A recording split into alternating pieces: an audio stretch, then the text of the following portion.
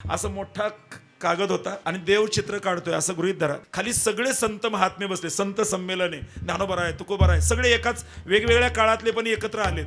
देवाने एक सुंदर निसर्ग चित्र काढलं, डोंगर दऱ्या खोऱ्या झाडं झुडं पशु पक्षी सगळं काढलं आणि चित्र तयार झालं. तेवढे जनाबाई महाराज म्हणले, देवा छान चित्र काढले पण ब्लॅक अँड व्हाईट काढले, कृष्ण धवल. रंगीत चित्र काढायला पाहिजे होतं, डिजिटलचा जमाना आलाय देवा.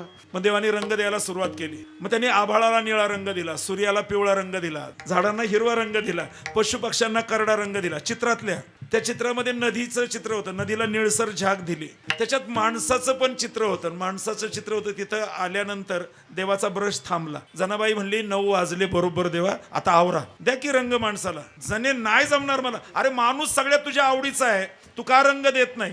त्यावेळेस देवाने आपलं दुःख सांगितलं, जने सगळ्यांना रंग देता येतो पण 50 वेळा रंग बदलणाऱ्या ह्या जातीला रंग द्यायचा कोणता? ही एका रंगाची आहेत का? यांचा सकाळचा वेगळा, दुपारचा वेगळा, रात्रीचा वेगळा, यांचा बालपणातला वेगळा, यांचा तरुणपणातला वेगळा, यांचा म्हातारपणातला वेगळा, यांचा श्रावणातला वेगळा, यांचा मार्गशीर्षातला वेगळा, यांचा आखाडातला रंग लय वेगळा. ही एका रंगाची नाही. मग डोकं आऊट झालंय. ऐका, अरे सरड्याला मागं टाकतील असली आहेत हे. जणी बोलते, देवा तुला जे जमत नाही ना ते मी करते. जणे मला जमत नाही ते तू करणार, तू बघत तर राहा, तू बाजूला हो. देवाचाच ब्रश घेतला, देवाच्याच रंगात कालवला आणि माणसाला छान रंग दिला. आणि जनाबाई महाराज बोलतात, देवा माझा रंग तुझे गुणी म्हणे नामयाची जणी. तुझा रंग जर मानवी जीवनाला लागला नाही त्याचं जीवन बेरंगी होईल, बेढंगी होईल.